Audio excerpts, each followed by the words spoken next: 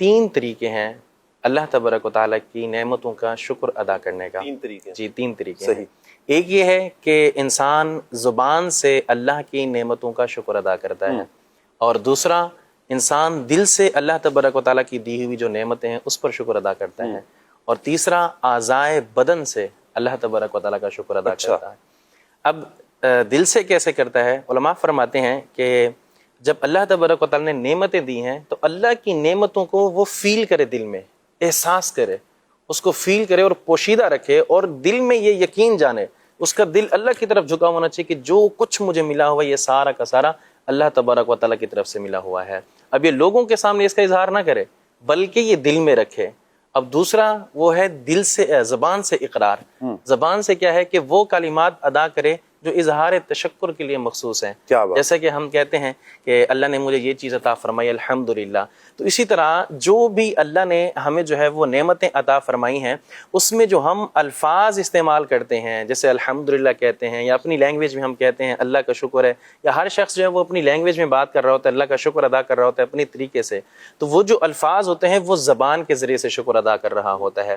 اور تیسرا علماء کرام فرماتے ہیں وہ اعضائے بدن ہے، کہ اعضائے بدن کے ذریعے سے بھی اللہ کی نعمتوں کا شکر ادا کیا جا سکتا ہے. اب وہ کون سا طریقہ ہے کہ اللہ نے ہمیں آنکھیں عطا فرمائی ہیں.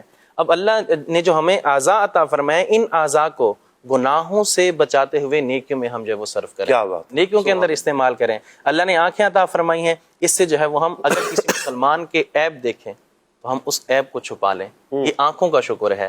اسی طرح اگر ہم نے کسی مسلمان کے عیب سنے ہیں اور ہم سن کر جو ہے وہ ان کے عیبوں کو چھپا لیں، ڈھانپ لیں، یہ کان کے جو ہے نا وہ اعضائے شکر. یعنی کہ اس کو وسیم بھائی ہم سادہ لفظوں میں، آسان لفظوں میں یوں کہہ سکتے ہیں کہ آنکھ اگر اللہ پاک نے عطا فرمائی ہے تو اسے گناہوں سے بچا لے، گناہوں سے بچا لے. کان اگر اللہ پاک نے عطا فرمایا تو گناہوں سے بچا لے. اس میں ہر چیز ہی داخل ہو جائے گی مدنی چینل کے ناظرین، کہ آنکھ ہے اگر تو پردہ ڈال رہے ہیں، دیکھنے کے بعد بھی آپ نہیں بیان کر رہے، یہ بھی اللہ پاک کی نعمت کا شکر ہے. لیکن اسی آنکھ سے کہیں معاذ اللہ اگر گناہ ہو رہا ہے، کوئی فلمیں دیکھتا ہے، معاذ اللہ ڈرامے دیکھتا ہے، تو کوئی اگر یہ گناہ کرتا ہے تو یہ بھی تو گناہ ہے، یہ ناشکری ہے اس نعمت کی.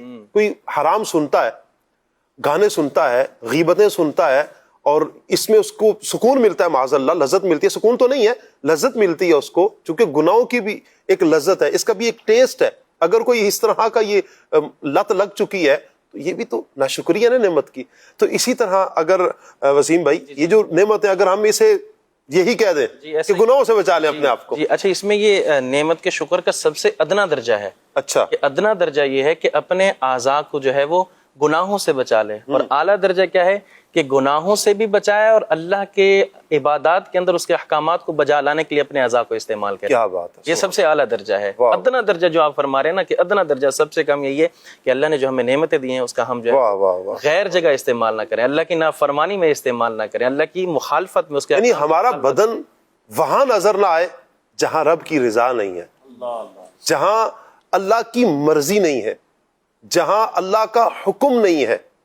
جن جگہوں سے اللہ نے بچنے کا حکم ارشاد فرمایا وہاں ہم نہ ہو، ہمارا بدن نہ ہو، ہمارا دل وہاں نہ اٹکے، ہم اپنے آپ کو وہاں پر لے آئیں جہاں میرے رب کی رضا ہے، جہاں میرے رب کی خوشنودی ہے، جہاں جانے سے مجھے میرا رب اپنی رضا کے مجدے بھی عطا فرماتا ہے اور میرے لیے جنت کا راستہ بھی آسان فرماتا ہے.